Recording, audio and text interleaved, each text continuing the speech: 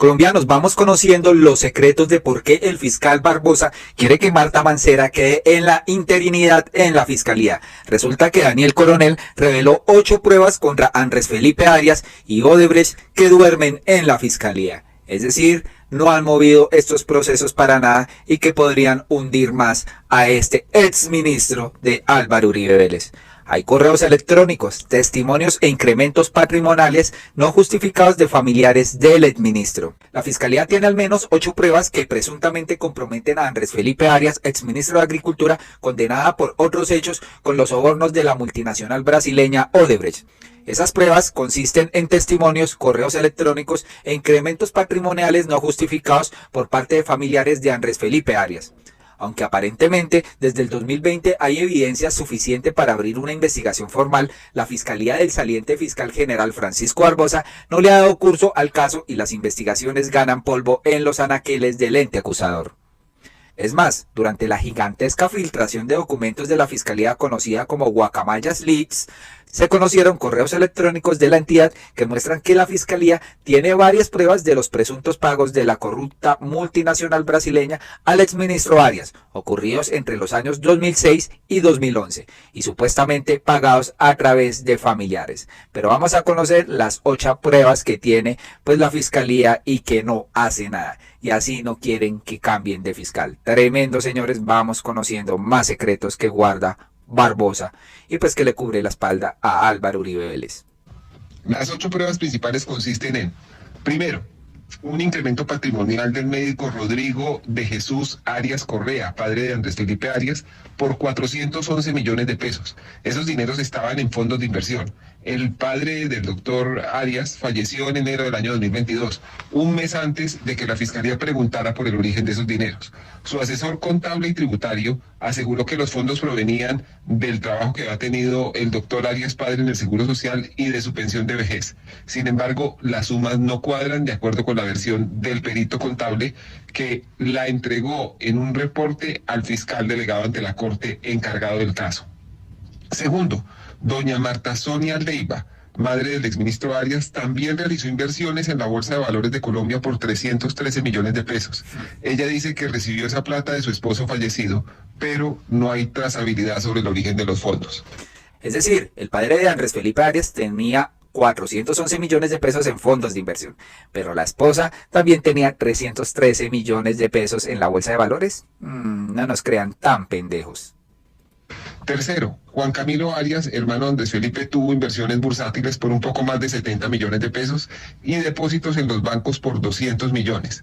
El peritazgo contable indica que entre 2003 y 2010 el hermano del exministro Arias tuvo ingresos por 360 millones, pero que, de acuerdo con sus movimientos en el sistema financiero, recibió consignaciones por mucho más, 558 millones de pesos.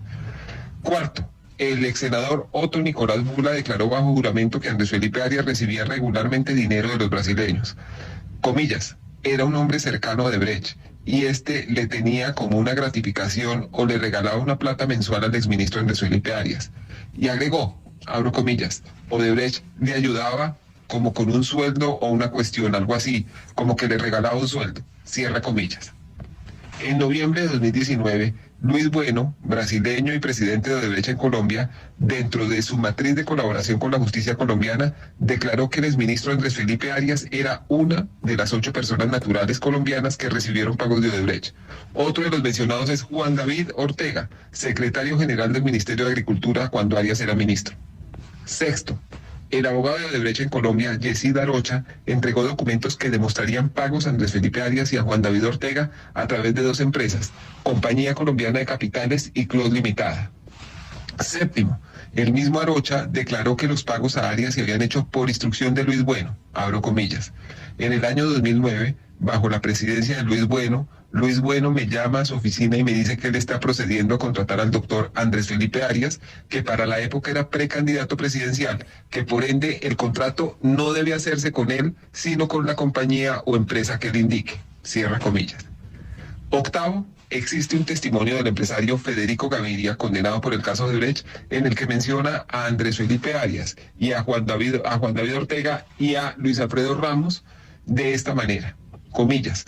El señor Luis Alfredo Ramos, gobernador de Antioquia para la época de la precalificación del proyecto de Hidroituango, el cual fue aproximado a la compañía Odebrecht a través del señor Juan David Ortega y Andrés Felipe Arias, el cual pidió un apoyo para su grupo político en el año 2011 para la precalificación de constructora Norberto Odebrecht y Electrobras al señor Ramos.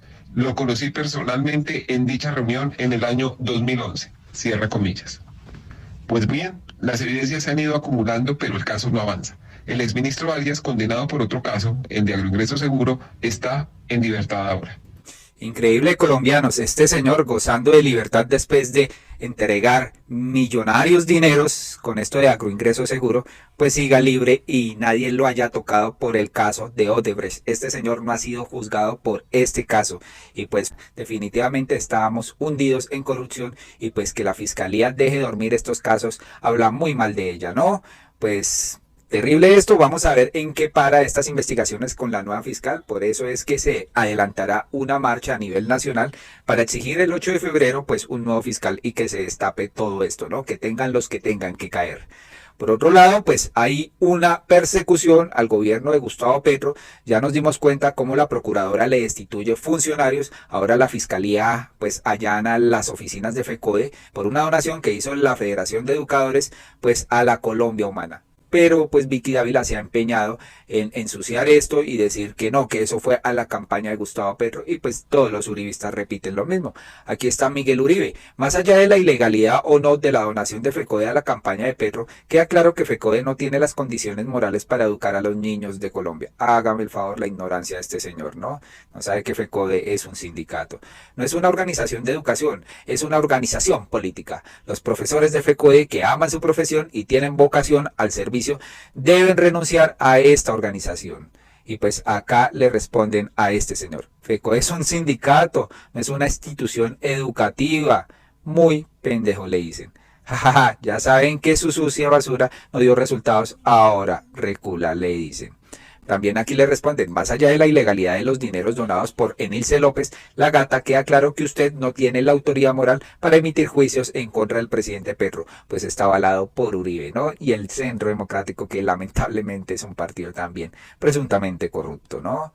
Gustavo Petro también pues se pronuncia frente a esta donación de FECODE y habla sobre una donación muy similar a la que hicieron, pero en el gobierno de Iván Duque, y a ellos sí no los investigaron, y a ellos sí no les allanaron las oficinas ni nada por el estilo. Silencio total. Aquí es donde vemos que hay una persecución, señores. Gustavo Petro se pronuncia. La empresa inmobiliaria CMB SAS le donó a la campaña de Duque, según acta firmada, 560 millones de pesos, cosa que estaba prohibida.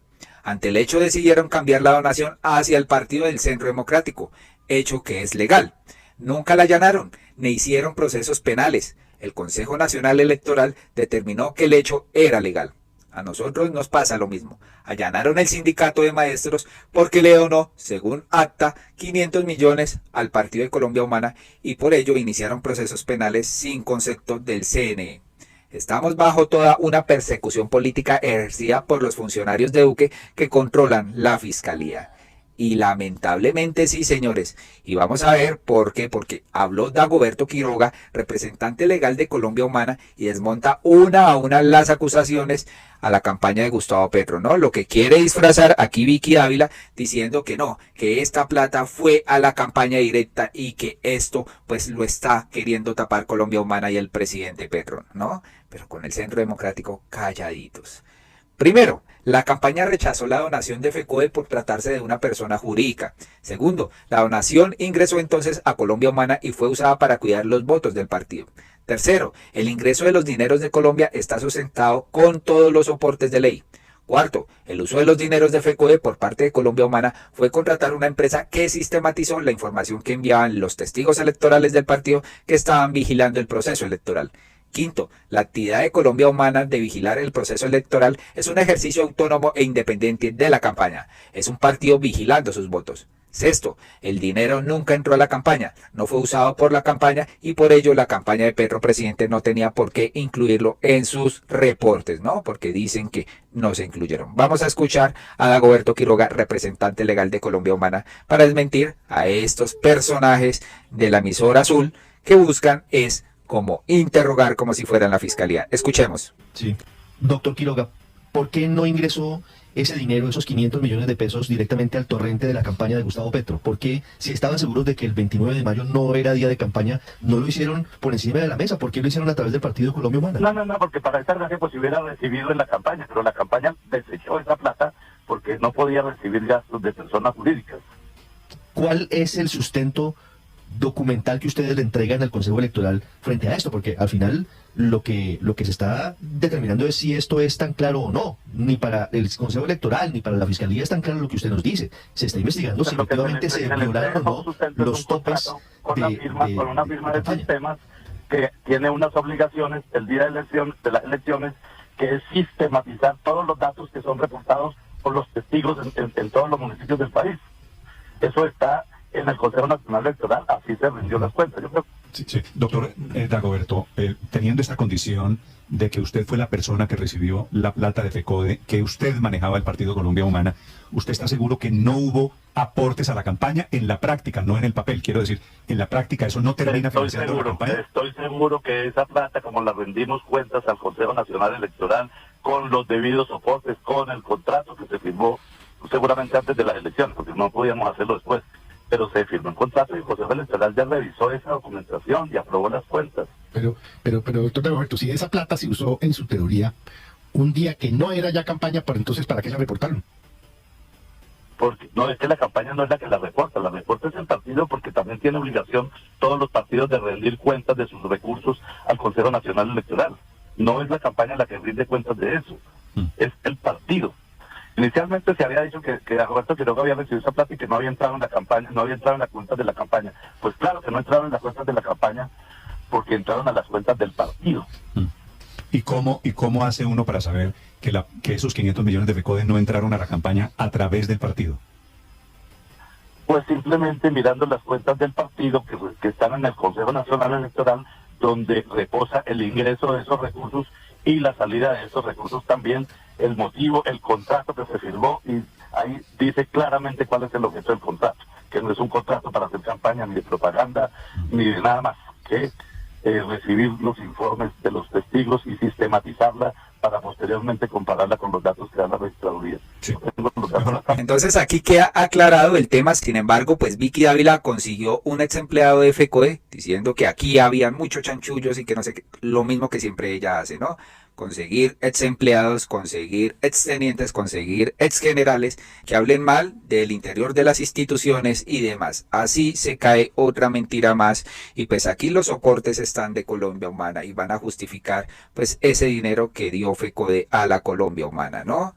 Aquí pues también hay un rifirrafe porque la procuradora sigue atacando a Gustavo Petro y esta vez pues se metió con la primera dama. Dice que ella no puede pues, recibir dineros públicos porque no es una funcionaria pública. Pues el mandatario cuestionó la procuraduría por pedir que suspendan los viajes y comisiones de la primera dama. ¿Cuándo se había visto esto en el gobierno de Iván Duque? No se vio. Y eso que la primera dama, esta señora Ruiz, pues viajó más de una vez, ¿no? Pues el presidente Gustavo Petro emitió un pronunciamiento en respuesta al llamado de la Procuradora General de la Nación, que solicitó la suspensión de las asignaciones de comisiones y viáticos a la primera dama, argumentando que no es una servidora pública y que por lo tanto no puede recibir estos beneficios. Sin embargo, esta señora compra un edificio en 20.000 millones allá en Barranquilla que costaba 10.000 millones y nadie la investiga. También sobre pues las cuotas políticas denunciadas por Noticias 1 y la congresista Esmeralda Hernández, y no pasa nada, ¿no? Pues en un mensaje difundido a través de la red social X, el mandatario expresó lo siguiente: dependiendo del tono político del gobierno, la procuradora se silencia o ataca, sugiriendo una discrepancia en el trato de la Procuraduría hacia distintos funcionarios del gobierno. La publicación de Petro incluyó una fotografía de los gastos de la ex embajadora de Misión Especial, María Juliana Ruiz, esposa del presidente Iván Duque, añadiendo un elemento visual a su crítica hacia la gestión de la procuradora en relación con las asignaciones a la primera dama. El debate sobre el estatus de la primera dama y su derecho a recibir beneficios como comisiones y viáticos continúa generando controversia en el ámbito político, con opiniones divididas sobre la interpretación de las normativas vigentes y el papel de la Procuraduría en su aplicación, ¿no? Y es que la señora María Juliana Ruiz fue designada más de 10 veces como embajadora especial para visitas internacionales con viáticos y pues la procuradora y exministra de Duque nunca dijo que esto estaba prohibido. Porque ahora sí lo prohíbe, nos preguntamos colombianos. Esta es pues el tuit que publicó Gustavo Petro. Dependiendo del tono político del gobierno, la procuradora se silencia o ataca, ¿no? 10 veces viajó esta señora. Y pues hubo un pronunciamiento de Iván Duque, ¿no? Diciendo, defendió a su querida esposa, que también quería subsidiar un libro que iba a escribir, pues con recursos públicos, ¿recuerda? Pues Iván Duque se pronunció frente al tuit de Gustavo Petro y dijo: nunca he emitido algún pronunciamiento personal en contra de familiares de Gustavo Petro. Siempre he rechazado la bajeza, la cobardía y la mezquindad de quienes hacen política con odio. La figura de la embajadora en misión especial para atender invitaciones internacionales de las primeras damas se ha utilizado de conformidad con la ley de varios gobiernos. Utilizar la imagen de mi esposa en una cuenta de redes sociales por parte de la cabeza del gobierno es una amenaza directa que evidencia la vileza de quien quiere montar un régimen de represión. Siempre he estado abierto al debate de las ideas y de exponerlas en democracia como lo hicimos en el 2018, derrotando al populismo. Agredir a familiares y exponer su imagen es propio de la peor ralea. Y pues acá la dicen, pues Levi Rincón. Dice que siempre ha estado abierto al debate y le dio miedo debatir con Petro antes de las elecciones presidenciales que usted ganó con ayuda de su amigo Ñeñe Hernández. Y lamentablemente sí, es muy cínico este señor, ¿no? ¿Recuerdan cuando tenían un debate presidencial para segunda vuelta que estaban citados en canales, señales abiertas? El señor Iván Duque le dio cobardía y no asistió. Se quedó Petro solo en su pues atril esperando a ver si había aparecido el señor Iván Duque, que pues ganó las elecciones, ya saben cómo. Daniel Monroy también le dice: no utilizar la imagen de una figura pública como lo son o fueron las primeras damas no es ninguna amenaza, no venga a victimizarse. Y usted poco debate, lo suyo más bien son los concursos de rock, le dicen acá.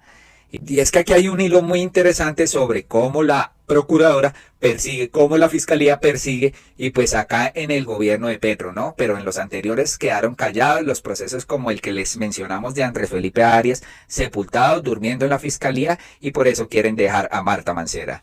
Dice aquí María Antonia Pardo: arranquemos por el principio. Si un presidente de un país amigo muere y nuestro presidente no puede asistir al funeral, ¿es correcto o es incorrecto que su esposa vaya como embajadora en misión especial representando a Colombia para que nuestro país se haga acto de presencia en un evento protocolario?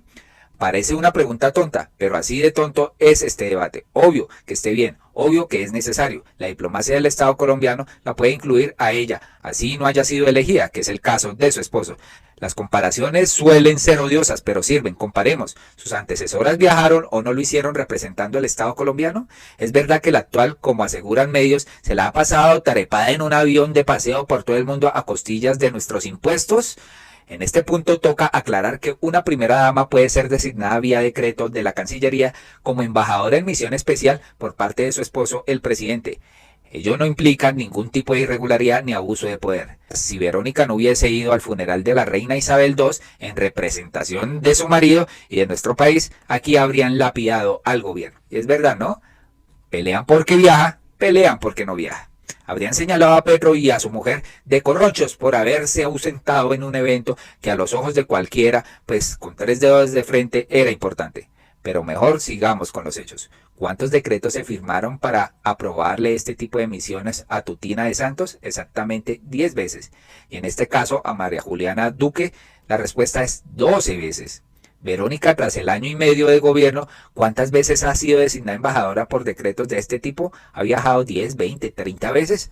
Ahí va el dato, 5 veces. Algunos dirán que 5 es una cifra exagerada, estrambótica. Otros, en donde me encuentro, vemos la cifra como un número absolutamente normal y de cero escándalo.